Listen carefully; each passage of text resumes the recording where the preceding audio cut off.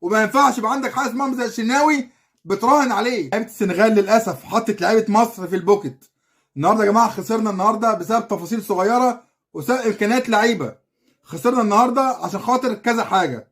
قلنا يا جماعه الاجهاد اثر جدا على المنتخب عشان سافر من اكادير لطنجه، ومنتخب السنغال مريح يوم، واحنا سافرنا متاخر ما بين الشوطين. قلنا لازم احنا مش عارفين نجاري لعيبه السنغال. ما ينفعش تلعب الكوديفار والسنغال بنفس الريتم ونفس الاسلوب وتراهن على تفوق اللعيبه كلها اللي كانت في يومها في ماتش كوديفار عكسها في ماتش النهارده.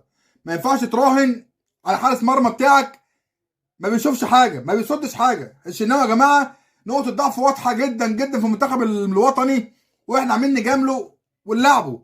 اللي شاف ماتش يا جماعه السنغال مع مالي، لو كابتن حسام كان ذاكر الماتش كويس جدا، 4 5 كور اتلعبت بنفس التكتيك، نفس التكتيك لساديو ماني وكل لعيبه السنغال يلعبوا الكره ارضي.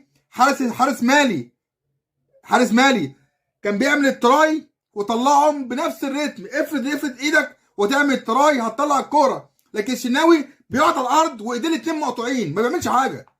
فانت ما ينفعش تجاري لعيبه السنغال وانت ما عندكش امكانيات. كابتن حسام النهارده مفيش لوم عليه الصراحه، دي امكانياته، دي القماشه اللي معاه. بس هو كان ممكن يلعب شوبير، بس يلا الحمد لله قدر الله ما شاء فعل. ده يقول لك ان انت ما عندكش حارس مرمى. حارس المرمى نص فريق، هتعمل له بلوك وتلعب على الترانزيشن.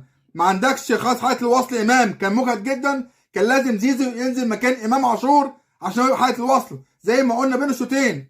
وما ينفعش يبقى عندك حارس مرمى زي الشناوي بتراهن عليه. هي كرة واحدة اللي جات له مش عارف يتعامل معاها.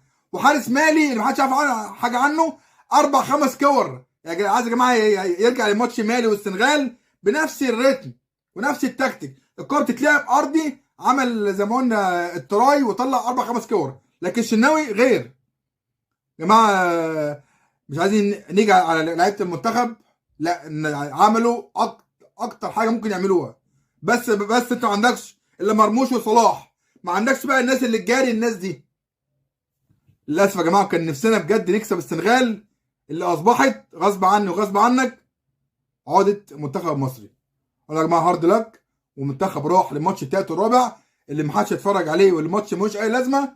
بس لازم بقى حسام كده هيكمل خلاص كاس العالم مفيش فيها كلام. بس من دلوقتي الشناوي خلاص يا جماعه، يا اما بعد كده ما تلومش غير نفسك يا حسام. خلاص انت جملت يا فيل كفايه. الشناوي دوره خلص وكتر الف خيره على كده مع المنتخب، وان شاء الله مع النادي الاهلي قريب. سلام عليكم.